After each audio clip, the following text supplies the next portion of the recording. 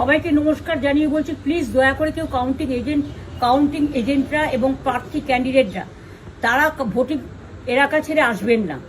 Strong রুমে যেখানে counting হচ্ছে, মানে সেন্টারে, সেখান ছেড়ে কেউ আসবেন না। এটা বিজেপির প্ল্যান। প্রথম 2-3 রাউন্ডে আমি কালকে থেকেই বলছি যে ওদেরগুলো আগে দেখাবে, আমাদেরগুলো পরে দেখাবে। এবং অনেক জায়গায় 2-3 রাউন্ড কাউন্টিং করার পরে প্রায় 100টা জায়গায় কাউন্টিং বন্ধ করে রেখে দিয়েছে।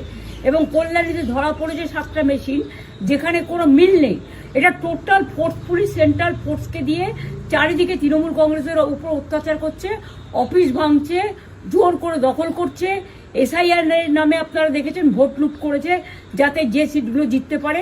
কিন্তু এখনো এমন 70টা সিট আছে, 100টা সিট আছে যেগুলো আমরা এগিয়ে আছি, সেগুলো বলছে না।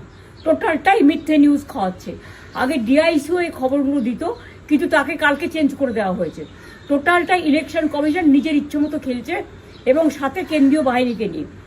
এবং আমাদের পুলিশরা টোটাল মাথা নত করে কেন্দ্রীয় বাহিনীর আন্ডারে কাজ করছে।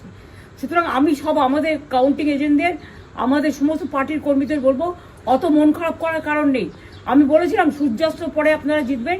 3 রাউন্ড 4 রাউন্ড কাউন্ট হলেও এটা 14 রাউন্ড থেকে 18 রাউন্ড কাউন্ট হয়, তখন আপনারা জিতবেন। Wait and see, watch. আমরা সবাই আপনাদের সাথে আছি, আপনারা কেউ ভয় পাবেন না, নিশ্চিন্তে থাকুন। আমরা বাঘের বাচ্চার মতো লড়াই করে যাবো।